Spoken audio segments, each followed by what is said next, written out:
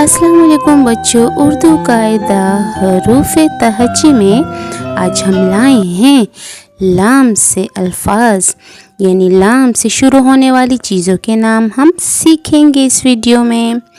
लाम की पूरी शक्ल और लाम की आधी शक्ल और लाम की आवाज़ है ल। लाम ल। लट्टू, देखो बच्चों लट्टू कितना अच्छा घूम रहा है। लाम ले लट्टू। लाम ल लड़की। लाम ल लड़की। लाम ल लालटेन। लालटेन। लाम ल लाइबा। बच्ची का नाम हो सकता है लाम से लाइबा या लैला भी। लाम ल लोमड़ी, जो कि एक जंगली जानवर है।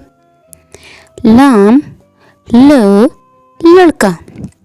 ल लड़का। लाम ल लाल। लाल सुर्ख रंग को कहते हैं बच्चों। लाम ल लाहौर, पाकिस्तान का एक खूबसूरत शहर लाहौर। लाम ल लाइब्रेरी, जहाँ पे बहुत सारी किताबें हमें पढ़ने को मिलती हैं। वीडियो देखने का बहुत शुक्रिया बच्चों। लाइक, सब्सक्राइब और शेयर ज़रूर करें मेरे चैनल को।